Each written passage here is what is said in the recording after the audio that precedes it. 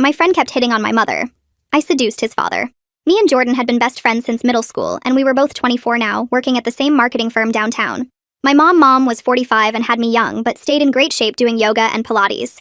She'd been single since my dad died when I was 10, and seemed happy focusing on her nursing career and her garden. Jordan met my mom plenty of times over the years, and always acted normal until about 6 months ago, when he saw her at my birthday party. Mom had dressed up a little more than usual, and Jordan spent the whole night staring at her. After that, Jordan started finding excuses to come over when he knew Mom would be home. He'd suddenly need to borrow something right when she got back from her shifts at the hospital. He'd show up for dinner without invitation, and compliment everything Mom made even though she wasn't a great cook. He'd bring her flowers saying they were just sitting at his apartment dying. Mom thought he was being sweet, but I knew what was happening. The comments started getting weird. Jordan would tell Mom she looked too young to have a 24-year-old daughter. He'd say whoever dated her was the luckiest man alive. He'd mention how he preferred mature women who knew what they wanted. Mom would laugh politely and change the subject, but Jordan never got the hint. He started texting her directly after getting her number from my phone when I was in the bathroom. He sent good morning texts and asked about her day, and offered to fix things around her house. Mom showed me the messages confused about why my friend was so friendly. I told Jordan to stop, and he said he was just being nice. He said Mom probably enjoyed having someone care about her day. He said I was being possessive and weird about my own mother. The escalation happened at Mom's birthday dinner. I'd organized a small gathering at a restaurant with family and a few of her friends from work. Jordan wasn't invited but showed up anyway with an expensive bottle of wine and a necklace that was definitely not appropriate for a friend's mom. He sat next to Mom and kept refilling her wine glass and touching her shoulder when he laughed. He made a toast about how Mom was the most beautiful woman he'd ever met, and how any man would be blessed to wake up next to her.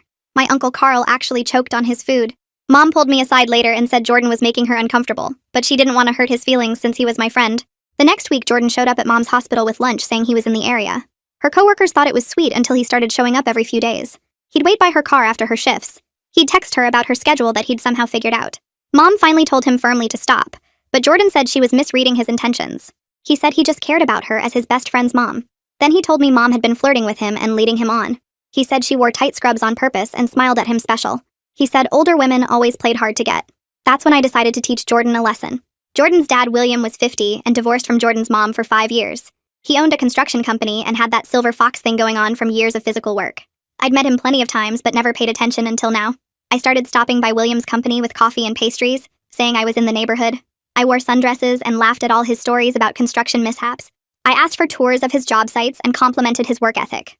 William was confused but pleased that his son's friend was so interested in construction. Within 2 weeks, I was texting William about restaurant recommendations and asking his advice about home repairs I didn't need. I sent him photos from the gym saying I was trying to get in shape and asking for workout tips. I showed up at his house with groceries saying I'd bought too much food for one person. William started inviting me to stay for dinner.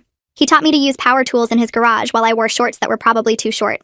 He took me to a classic car show because I'd mentioned loving old cars, which was a complete lie. Jordan found out when William mentioned our friendship at their monthly lunch. Jordan called me screaming that I was disgusting and inappropriate. I said I was just being nice to his dad, who probably enjoyed having someone care about his day. I said Jordan was being possessive and weird about his own father. Jordan showed up at my apartment demanding I stop seeing William. I told him I'd stop when he left Mom alone. He said that was different because Mom actually liked him. I pulled out my phone and played a voicemail from Mom asking me to make Jordan stop because he was scaring her. Jordan's mouth hung open while Mom's voice filled my apartment from the voicemail speaker. She sounded nothing like her usual calm self. Her words came out shaky and fast, asking me to please make Jordan stop because she didn't feel safe walking to her car after night shifts anymore. She described how he'd been waiting in the parking garage 3 times that week. The color drained from Jordan's face until he looked almost gray under my kitchen lights. His hands dropped to his sides and he stopped moving completely except for his chest rising and falling faster than normal. Mom's voice kept going, explaining how the hospital security guard had to walk her out twice, and how she'd started parking in different spots hoping Jordan wouldn't find her. When the voicemail ended, the silence felt thick and heavy between us. Jordan opened his mouth like he wanted to say something, but no words came out at first. His earlier anger seemed to collapse inward, replaced by something that looked like shame, mixed with panic. He finally managed to speak, his voice much quieter than before. He started saying Mom must have misunderstood what he was doing there. I cut him off and asked him directly to explain what part of waiting by her car after dark in a parking garage could possibly be misunderstood as friendly behavior. Jordan's face went through several expressions, trying to find an answer that made sense. He couldn't. His mouth opened and closed twice before he just stopped trying. The defensive energy that brought him storming into my apartment had completely disappeared. He looked at my floor instead of at me. I waited for him to say something else, anything else, but he didn't. He turned and walked to my door without another word. His hand shook slightly when he grabbed the doorknob. The door closed behind him with a soft click that somehow felt louder than if he'd slammed it. I stood in my kitchen after Jordan left, still holding my phone with the voicemail screen showing. The apartment felt too quiet. I'd won, technically. Jordan finally heard Mom's actual feelings instead of the fantasy version he'd created in his head. He finally understood he'd been scaring her, not romancing her. But the victory felt empty and cold in my chest. I sat down on my couch and stared at the wall. What I did to William kept pushing into my thoughts. Jordan had harassed my mom, yes, but William never did anything wrong to anyone. I used him like a tool to teach Jordan a lesson. I manipulated his feelings and made him think I cared about him when really I just wanted revenge. The satisfaction I'd expected to feel about confronting Jordan tasted bitter instead. 3 days passed without any contact from Jordan. At work, I started coming in 15 minutes earlier than usual and taking the back stairwell to my desk. Jordan must have changed his routine too, because I never saw him in the hallways or break room. On the third day, I needed to grab a file from the printer near the main elevator bank. I timed it for when I knew Jordan would be in the morning meeting. Lorelei Winters from accounting caught me at the printer. She asked if everything was okay between Jordan and me with this concerned look on her face. I told her we were just dealing with some personal stuff. She nodded, but her eyes showed she wanted more information. She mentioned that everyone had noticed we weren't talking anymore and the office felt weird because of it. Her concern seemed genuine, but I could tell she was also curious about the gossip. My phone buzzed during lunch while I sat alone at my desk eating a sandwich. William's name appeared on the screen asking if I wanted to grab dinner that weekend. I stared at the message for 20 minutes. The sandwich got soggy while I tried to figure out what to say. I couldn't keep seeing William knowing what I'd done, but I also couldn't just stop responding to his texts without explaining anything after weeks of letting him believe we had something real developing between us. The right thing would be telling him the truth face to face. My stomach felt sick thinking about that conversation. I finally texted back suggesting coffee instead of dinner. He responded quickly saying coffee worked great and asked about Saturday afternoon. Saturday came too fast. I met William at a coffee shop downtown instead of the Italian restaurant he'd originally suggested. I picked that place because it was public and neutral, somewhere I couldn't avoid the conversation I needed to have. William walked in right on time carrying a small gift bag. His face lit up when he saw me sitting at the corner table. He looked genuinely happy, which made everything worse. He sat down and pushed the gift bag across the table before even ordering his coffee. Inside was a vintage carburetor from a 1967 Mustang that he'd found at an estate sale that morning. He remembered me saying I loved classic cars. Except I didn't love classic cars. I'd made that up to have something to talk to him about. I took a deep breath and told William I needed to be honest with him about something important. His smile faded a little, but he nodded and waited for me to continue. I explained everything as directly as I could. I told him I'd pursued him deliberately to get back at Jordan for harassing my mom. I told him my interest wasn't genuine from the start. I watched his face go through confusion first, like he was trying to understand what I meant. Then hurt showed in his eyes and the lines around his mouth. Finally, something cold and angry settled into his expression that made him look much older than 50. He leaned back in his chair and crossed his arms. He asked how much of it was fake. His voice came out flat and hard. I forced myself to be completely honest even though I wanted to make excuses. I admitted the attraction wasn't entirely manufactured, but my motivations were wrong from the beginning. I'd wanted to hurt Jordan by doing to him what he'd done to my mom. William's jaw tightened. He said I was just like Jordan, using people without thinking about their feelings at all. The comparison hit me harder than any other thing he could have said. I'd spent weeks being furious at Jordan for treating my mom like an object instead of a person. And then I'd turned around and done the exact same thing to William. I started to say something, but no words came out that would make any of this better. William stood up from the table without touching the gift bag he'd brought. He told me he hoped I learned something from this, but his tone suggested he doubted it. He walked out of the coffee shop without looking back. I sat there alone holding a car part for a hobby I didn't actually have. The weight of what I'd done to an innocent person pressed down on my chest. Other customers came and went around me. The barista came over after a while and asked if I was okay. I touched my face and realized tears were running down my cheeks. I hadn't even noticed I was crying. Mom called that evening while I was lying on my couch staring at the ceiling. She sounded lighter than she had in months. She told me Jordan hadn't contacted her in 4 days. No texts, no calls, no appearances at the hospital. She asked what happened when I confronted him. I told her about playing the voicemail and watching his face change when he heard how scared she actually was. Mom went quiet for a moment, then thanked me for protecting her. I wanted to tell her about William right then. I wanted to confess that I'd violated someone's trust and feelings just like Jordan had violated hers. But the words stuck in my throat.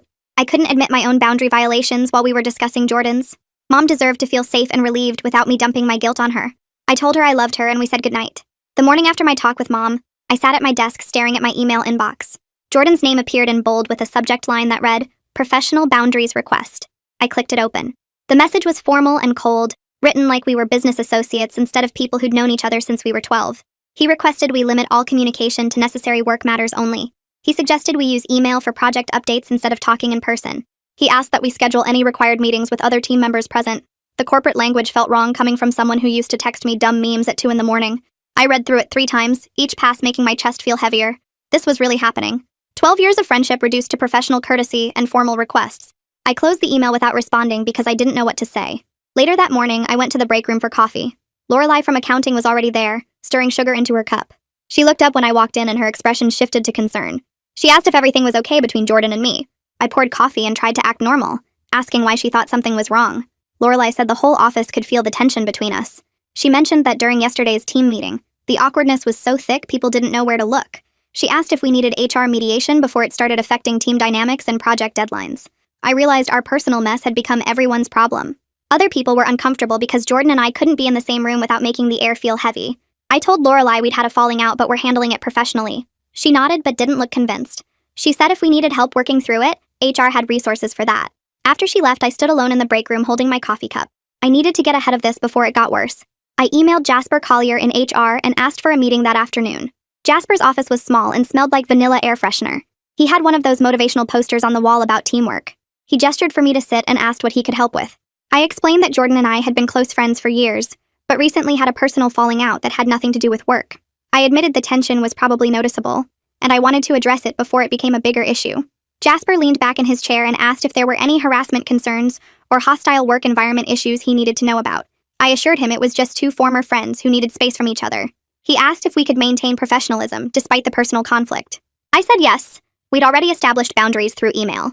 Jasper made notes on his computer and said he appreciated me being proactive. He mentioned he'd probably reach out to Jordan as well to get his perspective. The next day, I received an email from Jasper that was also sent to Jordan. The subject line was, Workplace Professionalism Guidelines. Jasper wrote that he'd spoken with both of us about our personal situation and wanted to offer voluntary mediation services if we felt it would help establish clearer workplace boundaries. He attached a document about maintaining professional relationships and avoiding personal conflicts in team environments. He reminded us that our first responsibility was to our work and our colleagues who depended on our collaboration. The formal documentation made everything feel permanent and final. This wasn't just two friends fighting anymore. This was an HR case file with emails and guidelines and official acknowledgement that our relationship had broken down. I saved the email in a folder and tried to focus on my actual work. That weekend, Mom called and asked if I wanted to come over for dinner. Her voice sounded lighter than it had in months, almost cheerful. I drove to her house that evening and found her in the kitchen making pasta. She hugged me when I walked in, and I noticed she looked more relaxed. The tightness around her eyes had softened. Over dinner, she told me Jordan hadn't contacted her in over a week. No texts, no calls, no random appearances at the hospital. She said she'd been sleeping better and had stopped checking behind her car before getting in after her shifts. Small changes that showed how much stress she'd been carrying. I watched her twirl pasta on her fork and felt glad I'd done something to make her feel safe again, even if the method had been messy. Mom asked how things were going with me and I said work was fine. She set down her fork and studied my face.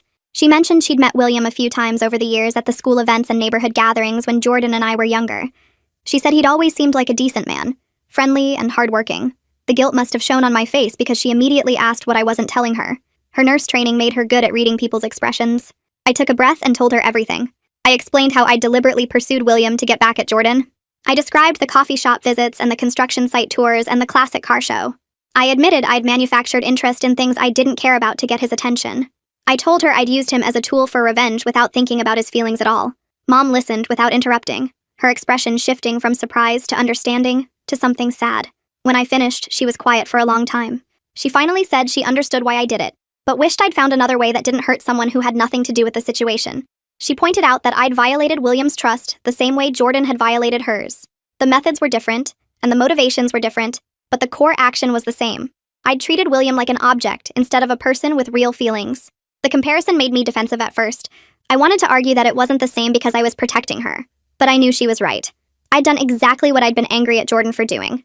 Mom reached across the table and squeezed my hand. She said protecting people we love is important, but how we do it matters too. She reminded me that good intentions don't erase harm we cause to innocent people. I asked if she thought I should apologize to William again. Mom said an apology wouldn't undo the hurt, but it might help him feel less used and more respected as a person. She told me that taking responsibility for our mistakes is important even when those mistakes came from trying to protect someone. We finished dinner and cleaned up the kitchen together. Before I left, she hugged me again and said she was proud of me for being honest about what I'd done wrong. The next Monday at work felt worse than the previous week. Jordan and I both had assignments on the same client campaign, which meant we couldn't avoid interaction completely. During the morning team meeting, we sat on opposite sides of the conference table. Our manager reviewed project updates and assigned new tasks. When she asked for input, Jordan and I only spoke when directly addressed. We didn't make eye contact or acknowledge each other at all. The rest of the team noticed. People shifted in their seats and exchanged glances. Someone made an awkward joke to break the tension, but it only made things more uncomfortable. After the meeting ended, everyone left quickly like they couldn't wait to escape the weird atmosphere Jordan and I had created. Lorelai caught me at my desk right after everyone cleared out from the conference room. She perched on the edge of my workspace and asked if we could talk privately. We moved to an empty meeting room down the hall where she closed the door and turned to face me with her arms crossed. She said the tension between Jordan and me was making everyone uncomfortable during team meetings and affecting how the whole department functioned. People were picking up on the weird energy, and it was creating a negative atmosphere that made collaboration harder. She suggested Jordan and I either figure out how to work together normally or request reassignment to different projects, because the current situation wasn't fair to anyone else on the team. I told her I understood and would handle it. She squeezed my shoulder before leaving and said she wasn't trying to make things harder, but the team dynamic mattered too much to ignore. I sat at my computer that afternoon staring at a blank email to Jordan for 20 minutes before I started typing. I kept the message strictly professional and suggested we meet for coffee to discuss how to handle our work situation going forward. I read it 3 times to make sure nothing personal crept in before hitting send. Jordan responded 3 hours later with an equally formal message agreeing to meet at a coffee shop near the office the next day at 2. His tone was distant and businesslike, like he was scheduling a meeting with a client he didn't particularly like. The coffee shop was half empty when I arrived 5 minutes early. Jordan showed up exactly on time, and we sat across from each other at a small table near the window. We both ordered black coffee and didn't make small talk while we waited. When the drinks came, Jordan wrapped both hands around his cup but didn't drink. I started by saying we needed ground rules for work interaction, so we could both do our jobs without making everyone else miserable. Jordan nodded and suggested we keep all project updates via email instead of in-person conversations. I agreed and added that any necessary meetings should include other team members, so we're never alone together. He said no personal topics at all, and I said that was fine. We went through several more boundaries, like not commenting on each other's work unless directly asked, and keeping any feedback strictly professional. The whole conversation felt like strangers negotiating a business contract, rather than people who'd known each other since we were 12 years old. Jordan set his coffee down and said he'd been seeing a therapist for the past few weeks. He was working through his behavior toward my mom and trying to understand why he couldn't accept when someone wasn't interested. He didn't apologize directly, but he acknowledged he'd crossed serious boundaries and scared someone who never encouraged his attention. He said his therapist was helping him see how his thinking had become twisted and entitled. I listened without interrupting because I could tell this was hard for him to say out loud. I took a breath and told Jordan about what I did to William. I explained how I deliberately pursued his dad to get back at him and how none of my interest had been real. I wasn't trying to justify my actions, but I wanted to be honest about my own boundary violations in response to his. Jordan's eyes widened, and he leaned back in his chair looking genuinely surprised. He was quiet for a minute, then said we both messed up badly. He said he'd started it, and his actions were worse because he'd targeted someone vulnerable and wouldn't stop when asked. But he said what I did hurt someone who had nothing to do with the situation, and that was its own kind of wrong. I agreed with him. We sat there for a while not saying anything and drinking our coffee. Jordan finally said he thought our friendship was probably over. I said I thought so too, but we could still maintain professional courtesy at work for both our careers. He agreed that made sense.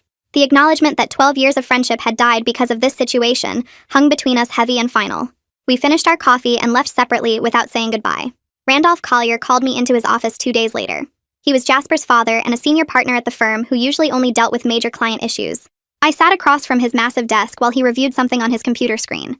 He finally looked up and said he'd heard about the tension between Jordan and me. He wanted to make sure it wouldn't impact the major client campaign we were both assigned to that launched in 6 weeks. The campaign was worth significant money to the firm, and he couldn't afford any personal drama derailing the project. I assured Randolph that Jordan and I had established professional boundaries, and the campaign wouldn't suffer from our personal issues. He nodded, but said he was considering reassigning one of us to a different project as a precaution anyway. The implication that our personal drama could derail a major account hit me hard. I realized how much professional damage this situation had caused beyond just the uncomfortable team meetings. Randolph said he'd make a decision by the end of the week and dismissed me. I walked back to my desk feeling like my career was evaluated based on personal mistakes. Jordan got reassigned to a different campaign 3 days later. I found out when I saw the updated project roster in my email. Later that afternoon, I overheard him talking to another coworker near the break room saying he'd requested the change himself.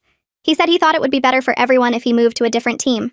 The relief of not having to work directly together anymore mixed with sadness that we'd reached a point where we couldn't be in the same room productively. 12 years of friendship reduced to avoiding each other in an office building. William's construction company got hired to do renovation work on our office building the following week. I saw him in the lobby talking to the building manager about the project timeline and materials. He was pointing at blueprints spread across a table and explaining something about load-bearing walls. I froze near the elevator bank, hoping he wouldn't notice me. William looked up and our eyes met across the lobby. His expression went cold and hard in a way I'd never seen before. He deliberately turned away and continued his conversation with the building manager without any acknowledgement. I got in the elevator feeling like I'd been punched in the stomach. The next day at work, I got into the elevator heading up to my floor when two construction workers in hard hats stepped in behind me. One of them was talking to the other about job site issues while I stood facing the doors trying to be invisible. The older guy with gray stubble said something about William seeming off lately, not his usual self when he checks on the crews. The younger worker asked if everything was okay with the boss, and the older one shrugged, saying William just seemed stressed and distracted, not making his usual jokes or asking about their families like he normally did. I felt my stomach twist as I realized my revenge plan had done more than just hurt William's feelings in the moment. I'd affected how he showed up at work every day, changed how he interacted with people who depended on him for their jobs and respected him as their boss. The elevator dinged at my floor, and I stepped out quickly before they could notice my face going red. Mom called me that evening while I was making dinner, her voice uncertain in a way that made me turn off the stove immediately. She said Jordan's mother had found her on Facebook and sent a long message apologizing for her son's behavior. The message apparently said she'd heard about what Jordan had done and was horrified that he'd harassed someone that way.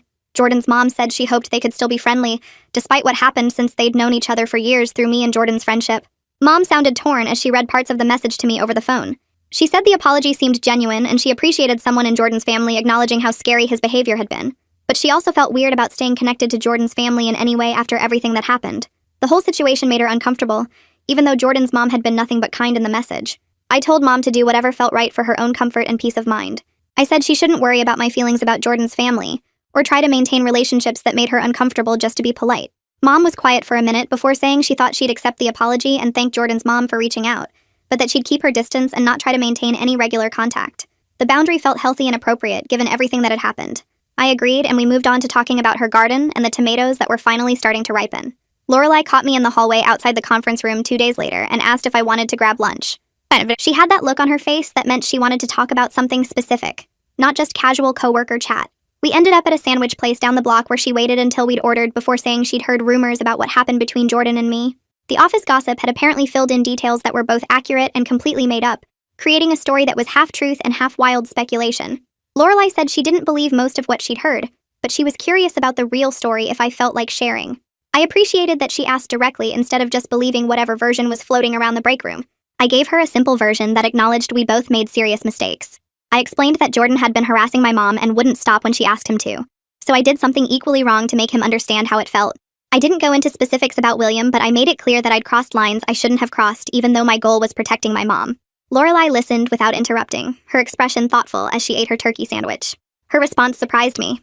She said it sounded like two people who cared about protecting someone made bad choices under stress. She pointed out that human situations are messy and don't fit into simple good guy versus bad guy stories like people want them to. Lorelai said we both probably wished we'd handled things differently, but that didn't make either of us monsters, just people who made mistakes when emotions ran high. Her perspective helped me see the situation with less harsh judgment of myself, while still accepting that what I did was wrong. I thanked her for not treating me like I was either completely innocent or completely terrible, and she smiled and said, "Real life doesn't work that way." Lorelai mentioned that her husband Manfred works in construction and apparently knows William professionally. She said Manfred had mentioned recently that William seemed to be doing okay, but had been hurt by someone he was dating. Lorelai didn't know I was that someone, and I didn't tell her, just nodded and changed the subject. The guilt hit fresh, knowing that William's hurt was visible enough that his professional contacts noticed and talked about it. 3 weeks later, the campaign I'd been leading finally launched across all our clients' platforms. The client loved the creative direction, and the initial response numbers were strong, showing good engagement across their target demographics. Randolph called me into his office to congratulate me on the successful launch. He said he was pleased with how the campaign turned out and mentioned he was glad the personnel situation between Jordan and me hadn't impacted the work quality. I thanked him and said we'd both stayed professional despite our personal issues. The small professional victory felt good amid all the personal wreckage, like at least one part of my life was functioning properly. I heard through coworkers that Jordan's reassigned campaign had also gone well. People said he'd been more focused and productive since moving to the new project, really diving into the work with fresh energy. The physical and professional distance seemed to be helping both of us function better at work. We could each do our jobs without the constant tension of working directly together, and our teams were happier not being caught in the middle of our personal drama. I had a client dinner at an upscale Italian place downtown about a month after everything fell apart. I was waiting in the lobby for my client to arrive when I spotted William across the restaurant talking to someone at a corner table. My first instinct was to leave immediately, but my client texted saying she was parking so I couldn't bail without looking unprofessional. William glanced up and our eyes met across the room. This time he didn't look away immediately or go cold like he had in the office lobby. Instead, he gave a brief nod in acknowledgement before returning to his conversation. The gesture was definitely cold but not actively hostile, more like he was processing what happened rather than staying in active anger. I nodded back and turned away as my client walked through the door. Mom called me excited a few days later saying she had news. She'd started dating someone she met at a hospital fundraiser the previous month. His name was James, and he was a radiologist who worked at a different hospital across town. Mom described him as kind and respectful, someone who made her laugh and didn't push her boundaries or make her uncomfortable. She said he'd asked her properly on dates and respected when she said she wanted to take things slow. Hearing the happiness in her voice and knowing she felt safe and comfortable with someone appropriate reminded me that protecting her from Jordan's harassment had been the right goal. My methods were wrong and I hurt people along the way, but Mom being happy and safe with someone who treated her well was what mattered in the end. 3 months passed with Jordan and me staying in our separate corners of the office, and then my phone buzzed with a text from him on a Saturday morning. I stared at his name on my screen for a full minute before opening the message. He said he wanted to thank me for playing that voicemail, that hearing Mom's scared voice forced him to face what he'd been doing. He explained that therapy was helping him understand why he felt like he deserved my mom's attention just because he wanted it. He said his therapist called it entitlement and toxic thinking, and he was working through patterns he'd developed over years without realizing how wrong they were. The text was long and detailed, nothing like the brief work emails we'd exchanged for months. I read it 3 times before responding. I typed out several versions of my reply, deleting and rewriting until I settled on something honest. I thanked him for getting help and said we both needed to face hard truths about our actions. I admitted that using William was wrong even though protecting Mom was right. The conversation stayed brief, just 2 texts each, and it didn't fix our friendship or make things comfortable again. But something shifted knowing Jordan was actually working on himself, instead of just avoiding the problem. Jasper stopped by my desk on Monday morning with his usual friendly smile, and asked if he could grab a quick word. We walked to an empty conference room, and he asked how things were going with Jordan now that several months had passed.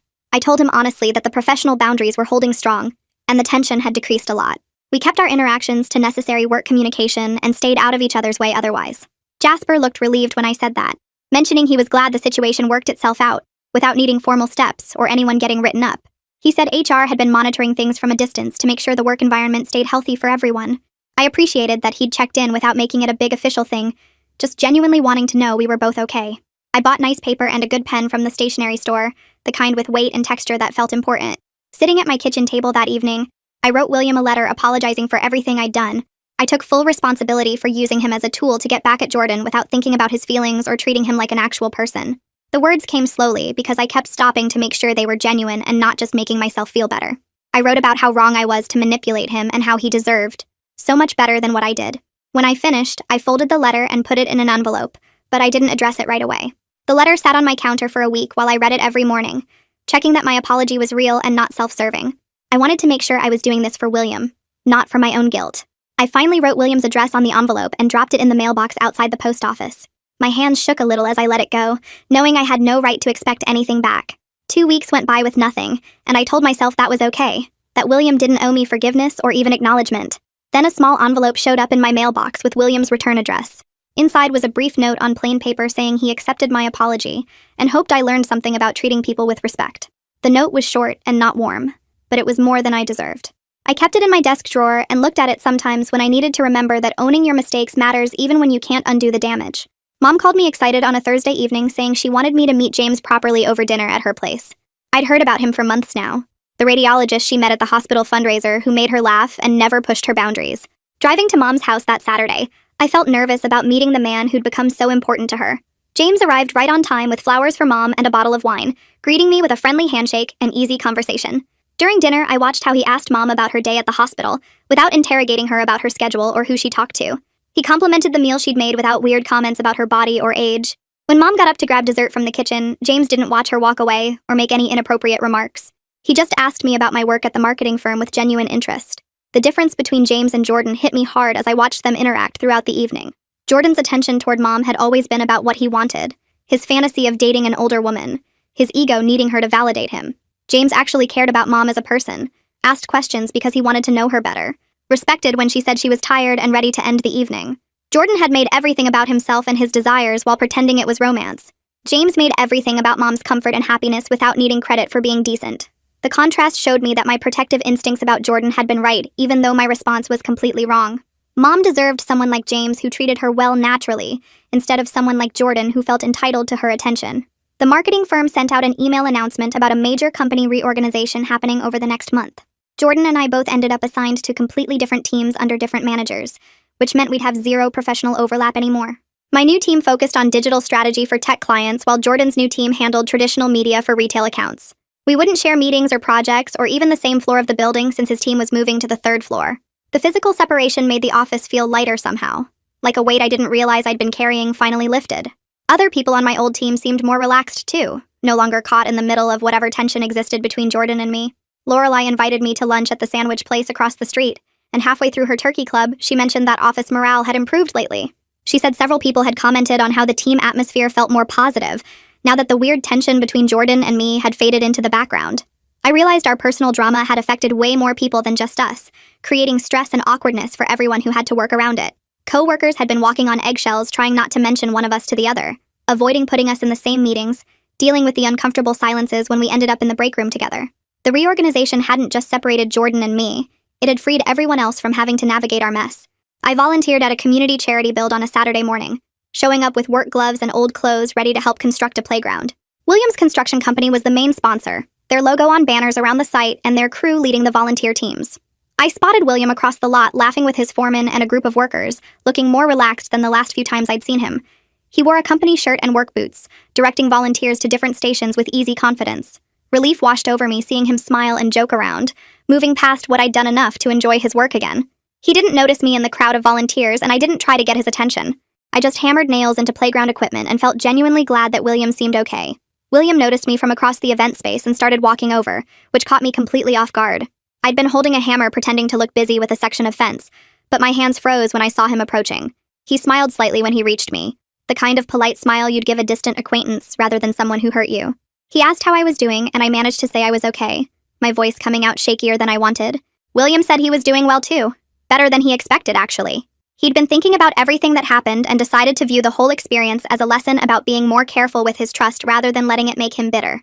The grace in his words made my chest tight because I knew I didn't deserve that kind of response after what I'd done to him. He could have stayed angry or cold, but instead he'd chosen to process the hurt and move forward without carrying resentment around. I thanked him for handling everything with so much understanding and admitted I didn't deserve his kindness after deliberately using him as revenge against Jordan. William looked at me for a moment before saying, "People make mistakes when they're under stress. And what really matters is learning from those mistakes." He said he hoped I'd learned something from the whole situation, then wished me well before turning back toward his crew. I watched him walk away, feeling lighter somehow, like his forgiveness lifted a weight I'd been carrying for months, even though I hadn't asked for it. The marketing firm held a company happy hour at a bar downtown 3 months later, and I walked in to find Jordan already there talking to people from his new team. My first instinct was to leave, but Lorelai spotted me and waved me over to her group near the bar. Jordan glanced up when I approached, and we made eye contact for the first time since the reorganization separated our teams completely. He nodded at me, and I nodded back, a simple acknowledgement that we existed in the same space. Lorelai started talking about a difficult client, and Jordan added a comment about dealing with similar issues on his team. I mentioned a strategy we'd used successfully on my project, and Jordan said that was a smart approach. The conversation stayed completely surface level, focused entirely on work topics, without any personal details or references to our shared history.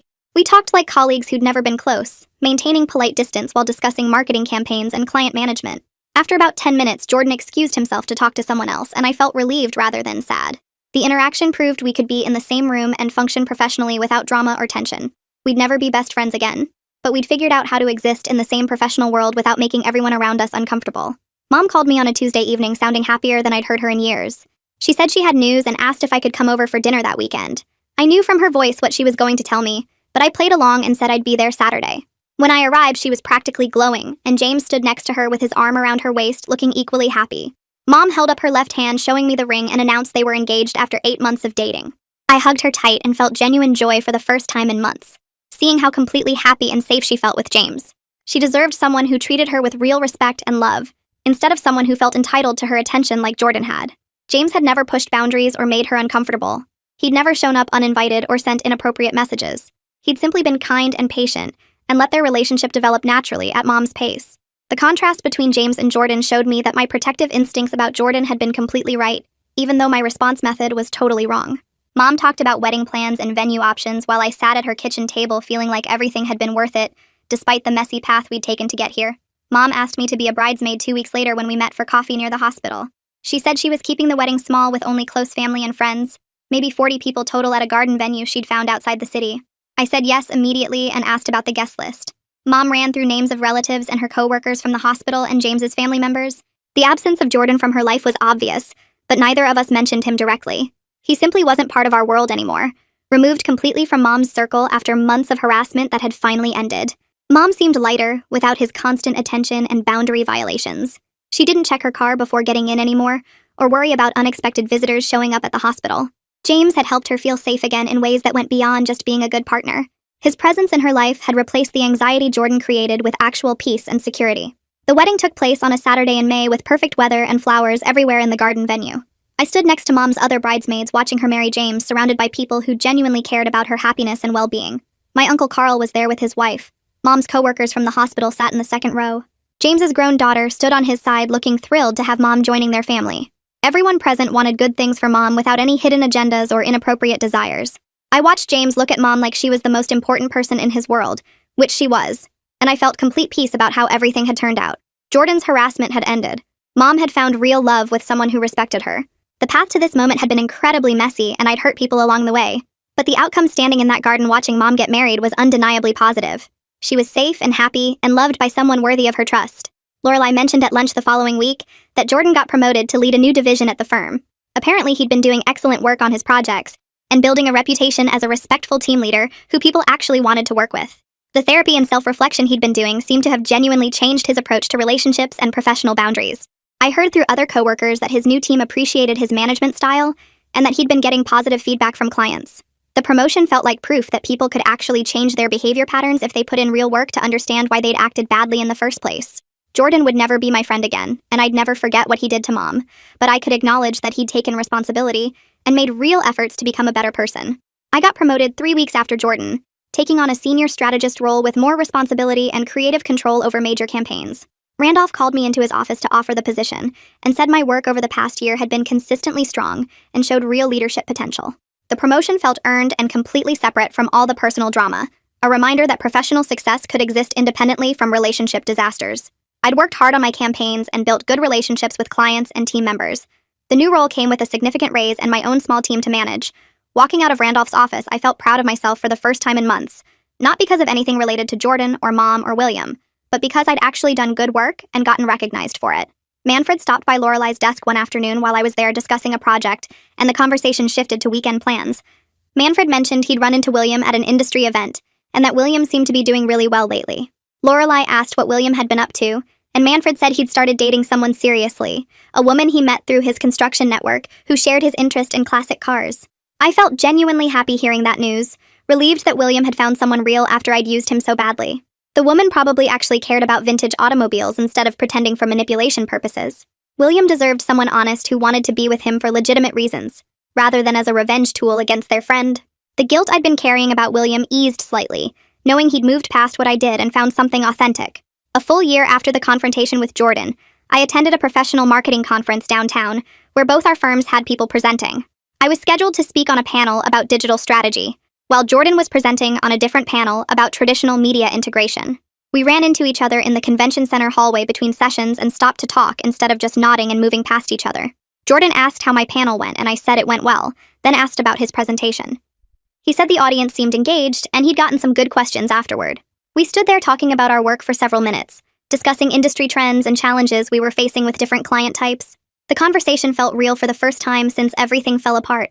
Not forced or awkward, but genuinely professional. Jordan mentioned he'd been thinking about our situation lately and realized how much we'd both changed over the past year.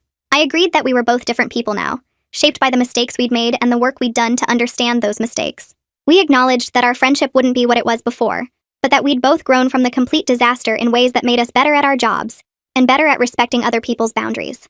Jordan mentioned something about his girlfriend then, describing how they met through a board game meetup and discovered they both loved hiking and terrible horror movies. He explained that his therapist helped him see how he kept chasing women who couldn't or wouldn't want him because it protected him from actual vulnerability. If someone was unavailable, he never had to risk real rejection or intimacy.